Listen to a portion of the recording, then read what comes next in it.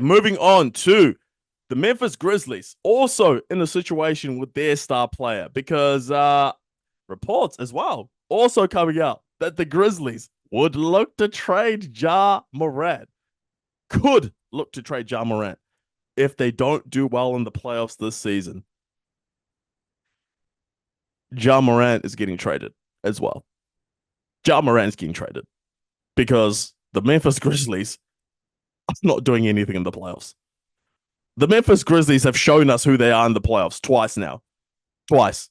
We I've seen the movie twice. The third time is not going to be any different.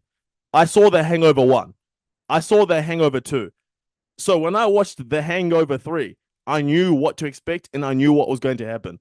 The Memphis Grizzlies have been to the playoffs twice and have bombed out the exact same way twice. It's going to happen again. The Grizzlies just know they're not doing it. And for the Grizzlies, what you have to understand is this. If Ja commands a large extension, first of all, there's only about six, seven people in the league who command supermax money.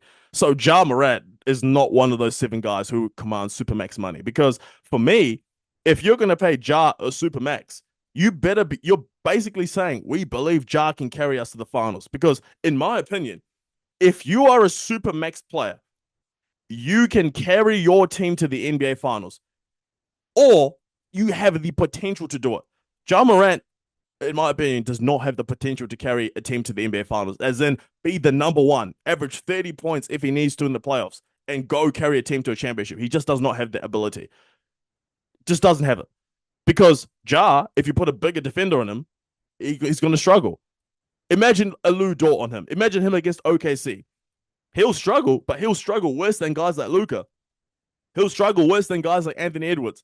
Because obviously that team has got good wing defenders, but Ja he's not built, he's not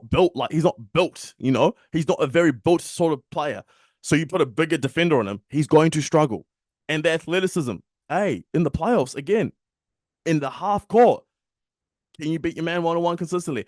Sometimes you're going to have to lean on that jump shot. I don't think Ja's jump shot is at that level where you can rely on him. We can rely on it all the time. I don't think it's there. And that's why I don't think Ja is a number one, because I don't think he can consistently get you a bucket every time you need it. Because in the half-court situations in the playoffs, do I think Ja Morant can go out there and get me a bucket when I absolutely need it, or get me buckets when I absolutely need them? No, I don't. No. And that's why I think Ja is not a player who you're paying super max money. Because the players who I think right now, I would pay the super max. So when I say right now, Steph Curry is out of the conversation, LeBron's out of the conversation, and KD's out of the conversation because those guys are 36 plus. I'm not paying them a 5-year supermax right now. So right now, the guys who I would give a supermax: Nikola Jokic, Giannis Antetokounmpo, Luka Doncic, Shai Gilgeous-Alexander, Jason Tatum, Anthony Edwards, and Devin Booker. Those are the only 7 guys who I'm giving a supermax to, because those are the only 7 guys outside of KD, LeBron, and Steph. Those are the only 7 guys who I think could carry a team to the NBA Finals, averaging 30 points per game. Those are the only 7. Jokic has already done it. Luka did it. Giannis did it. I believe Tatum could do it. Anthony Edwards could do it. Devin Booker could do it. SGA could do it. Ja Morant couldn't do that. And that's why Ja Morant, for me, is not a supermax player. So if you're the Grizzlies and you're in a position where if push comes to shove and Ja Morant, hey, we have to pay him. Why pay him another crazy contract? You already paid him this money here, which, he lost a ton of money, as we know, because of the off the court stuff. But also, it's not just the off the court stuff, because off the court, again, Ja Morant he's come a long way. We won't talk about what happened 2 years ago, 3 years ago, but he's come a long way from what those situations were. But however, now the off court stuff is not a concern anymore. It's the on court stuff now that's a concern, because Ja Morant, remember he averaged 27 points per game a couple seasons ago. Ja Morant over the last 4 straight seasons, has missed 20 plus games. So I think, again, teams in this supermax era, or this era of, the salary cap era, they're becoming more hesitant to pay guys crazy amounts of money who have shown a history of missing games or shown a history of bad stuff off the court. The Luka trade, hey, obviously we didn't see everything else. We're just looking at a surface level of what they said, which is Luka, bad work ethic. Luka was out of shape, yada, yada, yada. BS, because he made 5 straight all-NBA teams. But again, that's their opinion. That's their opinion.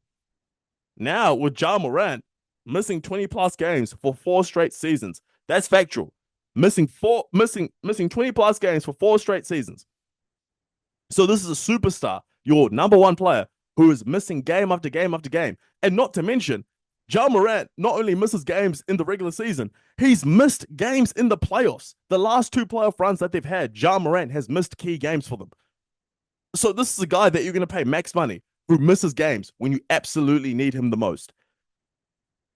Are you paying Supermax for that? Or are you paying max money? Or are you paying crazy money for that? No, there's just no point in doing that. Because you can go out there and move Ja and get some good, really good role players and build around what you have right now with Jaren Jackson and Desmond Bane. That's what I think you should do. Because, again, Ja Morant, is he worth all that money? No, he's not. I'm sorry. For a guy who misses 20 plus games a season, no.